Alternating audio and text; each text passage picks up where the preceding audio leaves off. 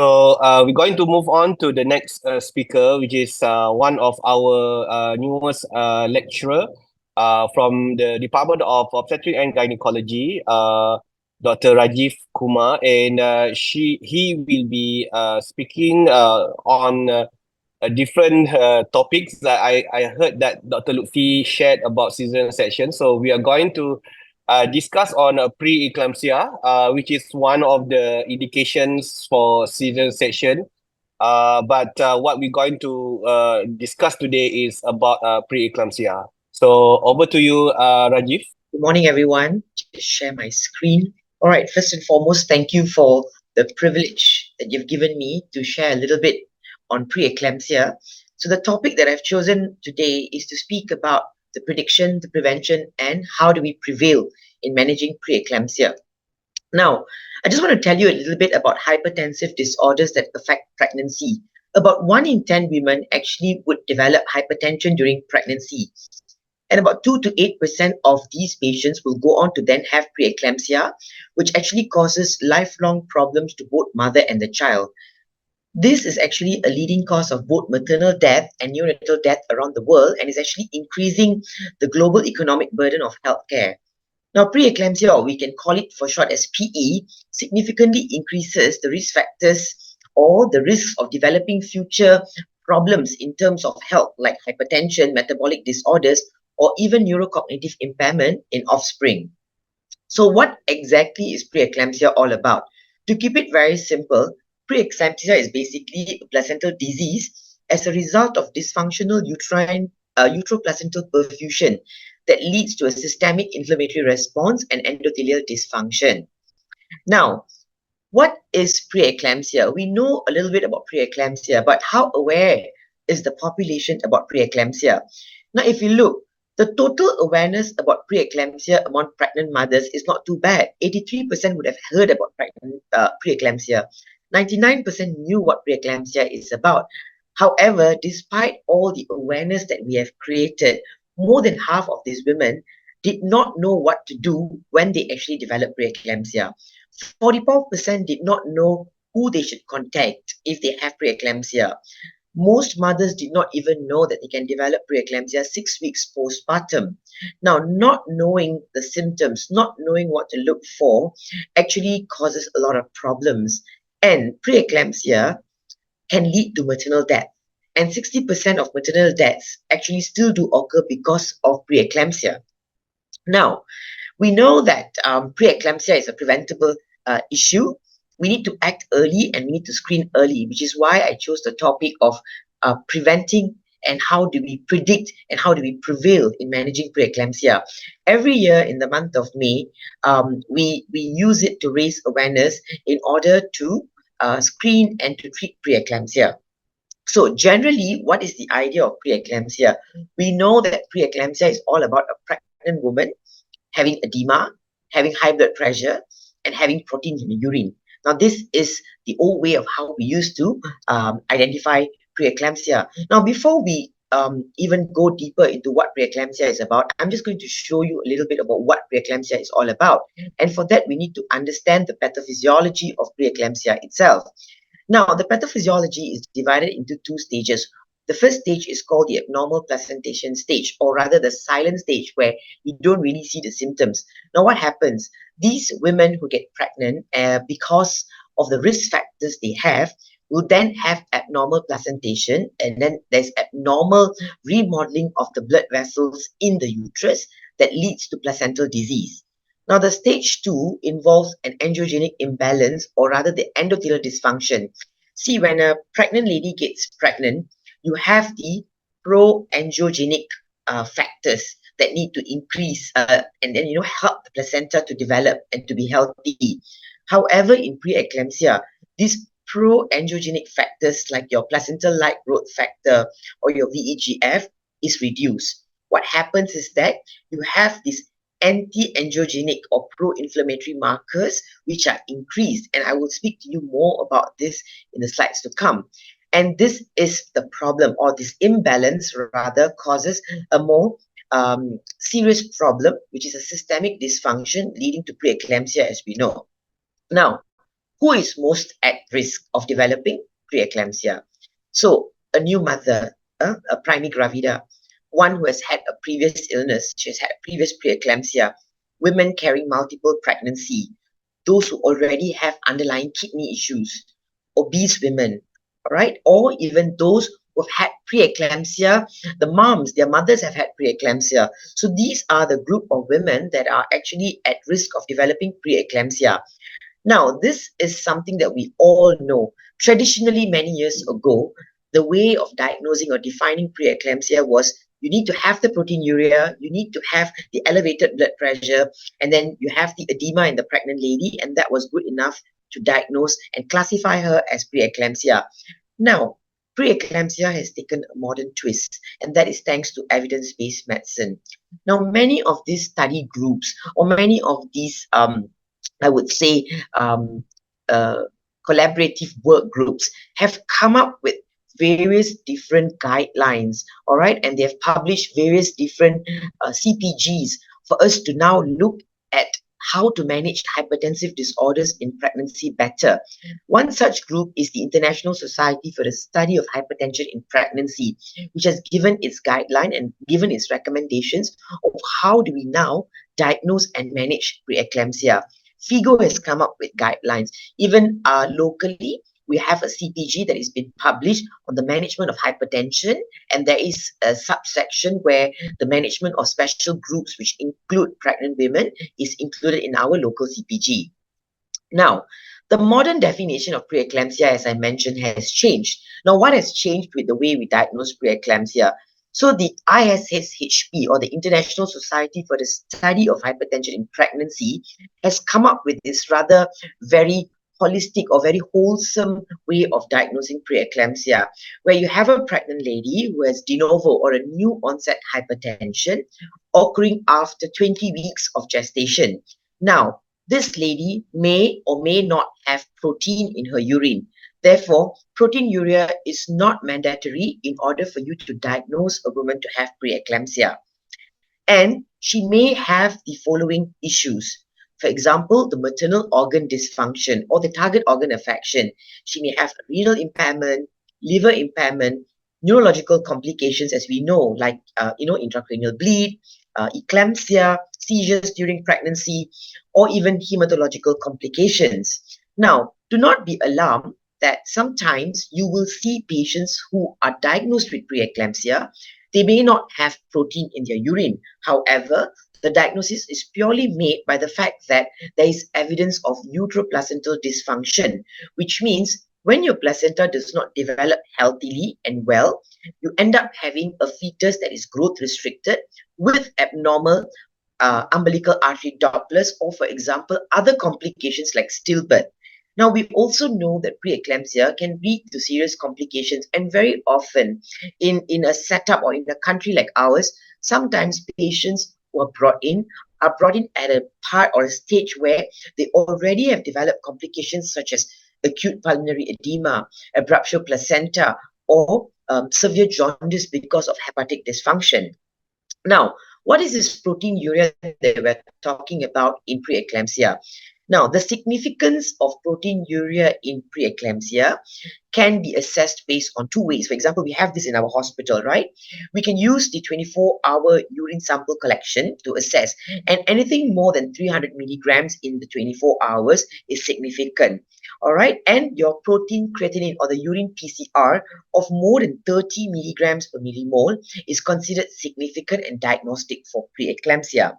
Commonly in the outpatient setting, what we do is when patients come into the antenatal clinic, we are performing the urine dipstick assessment. So I've just put this chart over there for your reference to understand that anything more than 1 plus, all right, and persistent in a pregnant woman should be taken into consideration, should be taken seriously, and should be assessed further to quantify this proteinuria. Now, preeclampsia can be classified in various different ways.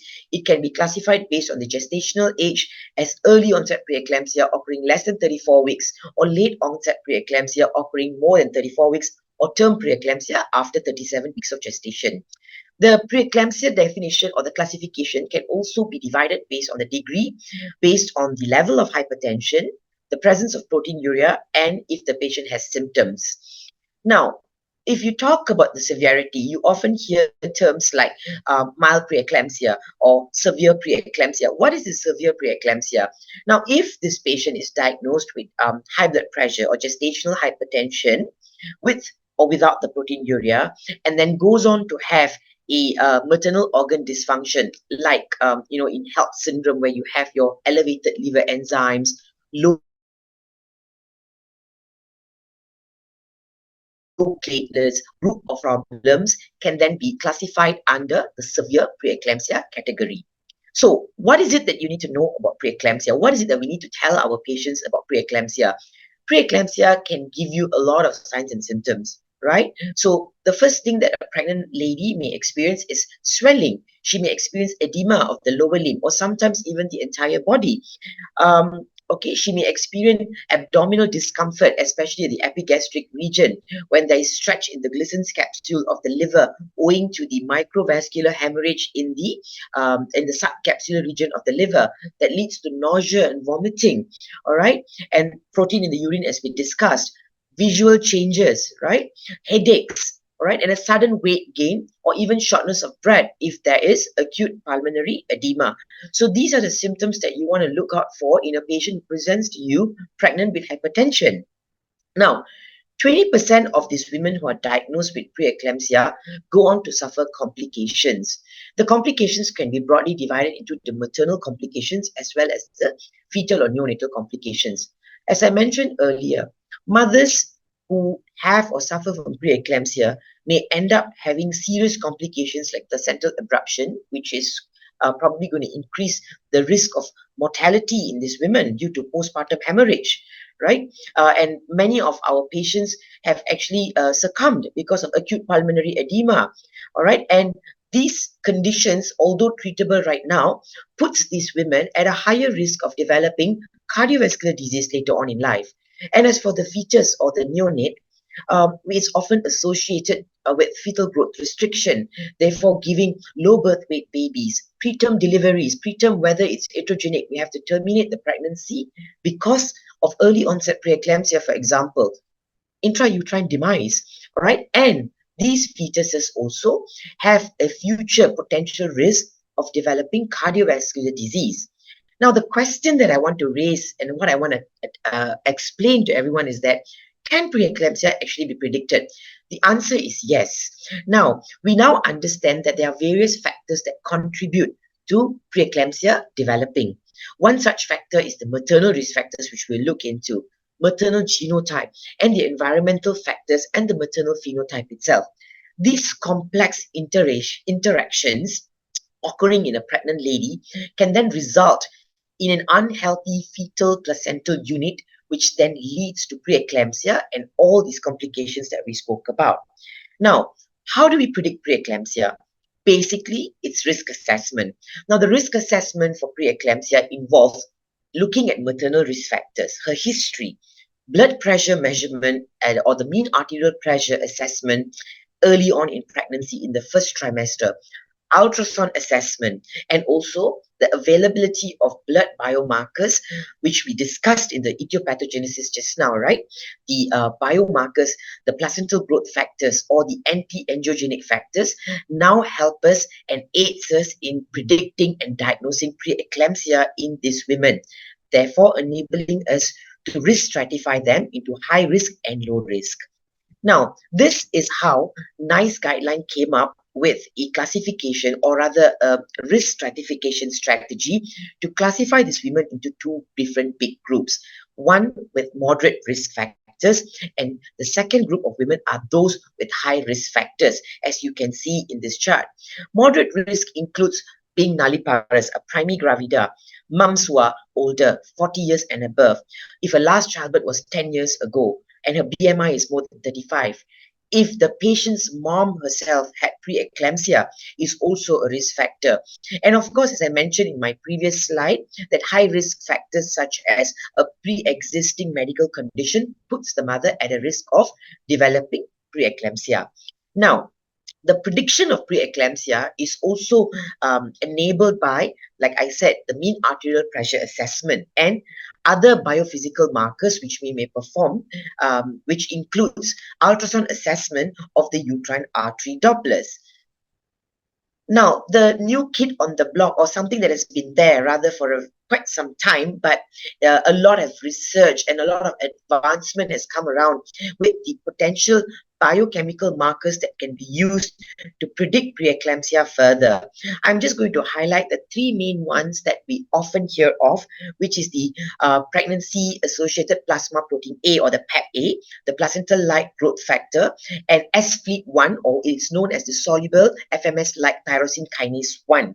These markers are often used in the screening and prediction of preeclampsia. So we see here that various different institutes and organizations such as the NICE guidelines, ACOG, and I would like to say that all these groups, even ISSHP, has looked at how to detect or predict preeclampsia just based on risk factors. But the Fetal Medicine Foundation has come up with a base theorem in order to combine the maternal risk factors along with this biophysical and biochemical markers, which now enables us to increase the detection rate of preeclampsia. So I'm going to take you through what is recommended throughout pregnancy on how to screen and predict preeclampsia. Let's say you have a patient presenting to you early on in the first trimester, and she comes to you for an ultrasound to confirm the pregnancy.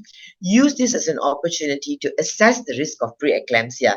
So when you perform your assessment, your scan, your viability, your nuchal translucency, you can now risk stratify them into low risk and high risk. Now, how it is done? Using your mean arterial pressure, your uterine artery pulsatility index, and you can add on either your PAP-A or your placental-like growth factor. Now, using these three markers over here actually is able to predict early preeclampsia, which is less than 34 weeks, about 90%, and preterm preeclampsia, less than 37 weeks, up to about 75%. Now, if you perform this screening at 12 weeks, you can then subject them to supplements which can help prevent preeclampsia, and we can go on to assess them at 22 weeks. Okay, so why is it that we give aspirin to these pregnant mothers? So the aspirin trial has now concluded, okay, has come up and the study is done, and they said that giving aspirin to patients with high risk factors is able to predict and reduce preterm preeclampsia up to 62% and early onset preeclampsia less than 34 weeks up to 82%. Now, if this patient presents to you then later on after your risk assessment, the next opportunity that you will receive to screen and to predict further is at 22 weeks, right? So you can now risk stratify them into high risk, intermediate risk, and low risk.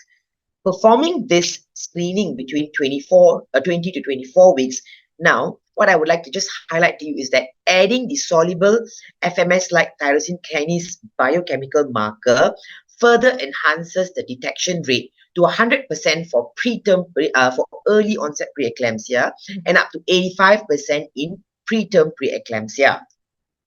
So when you see the patient later on at 30 to 34 weeks, and if she is deemed to be high risk, you will further monitor her during this period. If she is low risk, you will bring the pregnancy on to 36 weeks.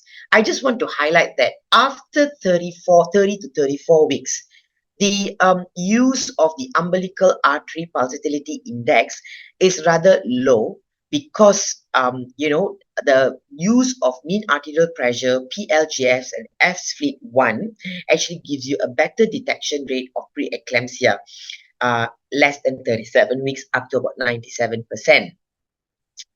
So how is this risk factor calculated? So there are many models out there which uses AI.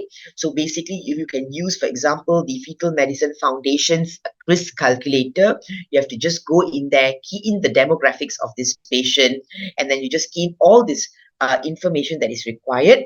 And at the end of your calculation, you just have to click calculate, and it will actually pop up this risk stratification based on history alone and based on these biochemical markers. And this can actually help you with how to manage this patient. Now, there are many prediction models that are available. As I mentioned, one such is this full peers, as you can see. This helps us to predict who is at increased risk in the next 7 days where complications can occur. It's also a calculator using AI. There is this PrEP-S model, which can predict the timing of adverse outcomes up to about 34 weeks of gestation, and the S-FLIT PLGF ratio, which I think most of you would have heard for. And this is how we use this particular biochemical marker, and then there are cutoff values that would help us to detect the adverse, or if preeclampsia is going to cause adverse effects to the mother, and for us to risk stratify management accordingly. So there have been many models on that has been developed that uses this S-FLEET and PLGF, where we can then risk stratify these high risk group mothers, test them based on what I have mentioned, and then we can predict the adverse outcomes and the timing of delivery that we want to undertake, when delivery needs to be taken place. So preeclampsia and diet, a lot of talk goes on in the news these days with regards to, oh doctor, should I take my calcium to prevent preeclampsia? Probiotics, selenium. All right. So even the Mediterranean diet has been advocated as something that can reduce hypertensive disorders in pregnancy. Now, what is the evidence about this? WHO has now come up and said that, there's a paper that recommends that calcium supplementation about 1.5 to 2 grams daily, 20 weeks onwards, and also vitamin D supplementation ranging from 400 to 1,200 IUs based on the risk factors of the women from 12 weeks onwards have been proven to reduce the likelihood of these women developing preeclampsia. So there are different models out there.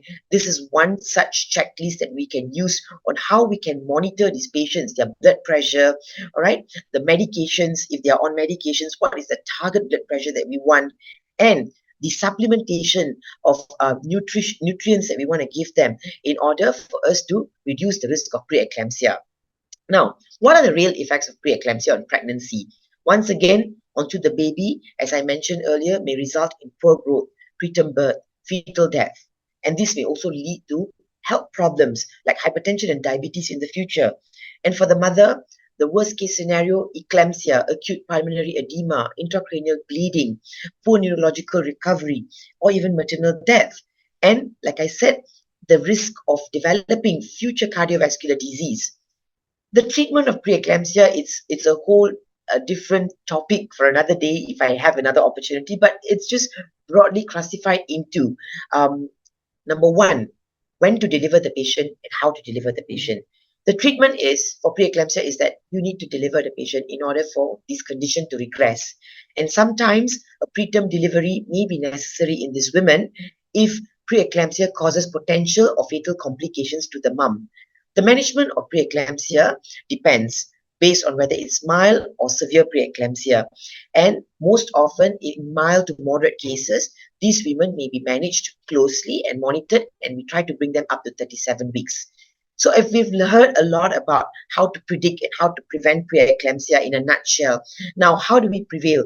I feel that what we need to advocate more, or what is being told around the world, is that we need to incorporate these models of how to screen and predict preeclampsia in our hospital setting. We need to come up and standardize these safety protocols and ensure that all pregnant women receive the opportunity to be screened for preeclampsia in order for us to predict the risk of preeclampsia and then take actions necessary to prevent preeclampsia.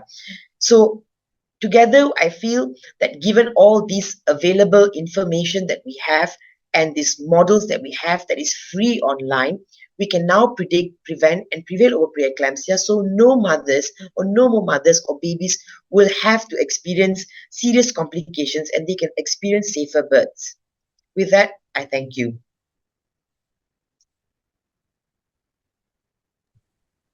Thank you, Dr. Rajeev, for the very informative lectures or CME on pre-eclampsia. So let's see if we got a few more minutes to receive some question and answer session. So there is one question from Pro YK asking about why was the magic number of 20 weeks chosen as part of the definition of preeclampsia? I am sure that the disease is already present right from the first week of gestation. Yeah. So the magic number 20. So as I mentioned in my earlier slide, preeclampsia is a placental disorder. So we know that the placenta is well developed, like right at 12 weeks. But the etiopathogenesis itself, the placental development is divided into two phases. One is the early androgenic phase, and the second part is where you have all these biomarkers that actually elevate and raise to a level where they plateau. So the magic number 20 is that at 20 weeks, the placenta is a full functional unit that takes over pregnancy. The placenta is the hub, the factory that is supposed to function at its optimal level. And if it does not do so, owing to what has happened prior in the earlier part of the pregnancy, leads to all these other problems in pregnancy, like preeclampsia, even gestational diabetes. So that is why we take the number 20. And also after 20 weeks, we also look at all these values that are these biomarkers that I mentioned. They begin to rise. They rise even further and steadily because the placenta increases its production to its optimal level and then it begins to plateau. So that's why it's a placental disease. And once the placenta is fully functional at its optimal capacity, that is why we use that 20-week mark as the magic number. Okay, yep. I think that's the answer, I think, for the why 20 weeks. And there's another question from Prof YK that does stress or work related or trauma related add to the likelihood of preeclampsia occurring? Yes, it's a good question, and I've read some papers recently with regards to stress. Now, if you look at the molecular level or the biochemistry of preeclampsia itself, it's all about oxidative stress. Oxidative stress and pro-inflammatory mediators leading to endothelial damage and vasospasm. So, if you look at patients who have developed preeclampsia, and if you look at these maternal demographics or these risk factors, sometimes I can say that preeclampsia is a modern day disease. Those days, it used to be like extremes of age. You need to be 35 and older or very young women, and then, they have specific risk factors. They were the ones developing preeclampsia. I have read that stress does contribute to the development of preeclampsia, and I think it has got to do a lot with the biochemistry of it, the stress hormones, the pro-inflammatory markers that actually further contribute to the endothelial damage, and it's rather a systemic thing that goes on. So preeclampsia itself is a systemic disease. It is not just confined to the placenta. So if the mother is at a pro-inflammatory state, if I may use that word correctly, I think that is also a contributory factor to her developing diseases such as preeclampsia. Okay, yep. Thank you, Rajeev. And maybe there's no more question, but can you let everyone here know that the prediction that for preeclampsia, is it available here in our department? So just to make sure So they aware about it. So I work closely with the fetal medicine unit in our department. So when we have patients that come to us early and we offer them the first trimester screening, part of what we offer is using the risk calculation model by the Fetal Medicine Foundation, which involves number one, the maternal demographics, all that. So you have to click in all the demographics, which include the BMI, her history, her prior disease. Number two, we assess the mean arterial pressure for these patients. So you put in the mean arterial pressure. Now, some patients, they may afford these biomarkers like your PEP-A or your placental-like growth factor, but a majority of them do not have these biomarkers. Now, in the absence of these biomarkers, which may be expensive, you can still key in the maternal risk factors and the mean arterial pressure and the uterine artery pulsatility index, which we perform, and we can key it into the system. and we will still be able to predict the risk of preeclampsia in these women. So often we use the biophysical profile, I would say, and the maternal risk factors to risk stratify this patient. And to a lesser degree, we use these biochemical markers for risk assessment. Okay, so on top of these expensive tools, we still have another cheaper tool using the ultrasound scan, Dopplers, and risk factors. However, we do still offer the biomarkers for the preeclampsia for the sake of, to risk stratify the patients so that we can actually handle and care them better. All right, if let me see. Okay, there's one last question.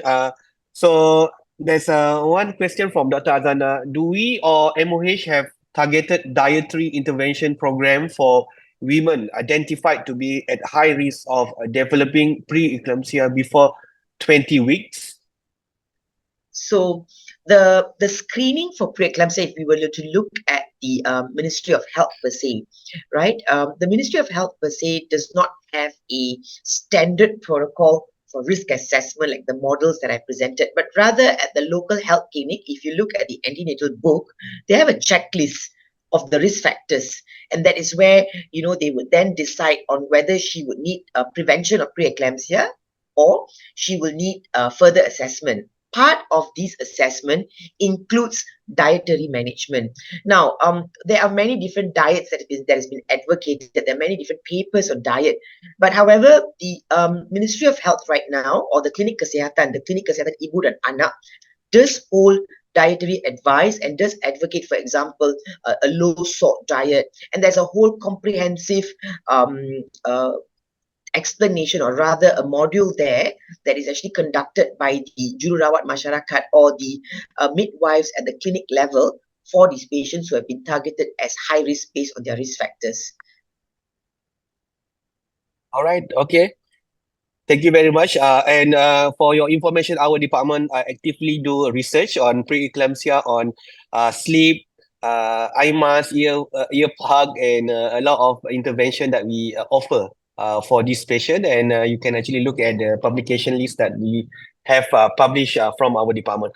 Okay, I think with that, we should end the CME today. So hopefully that everyone benefited with the lectures, and I hope we will see you back in next week. Thank you very much.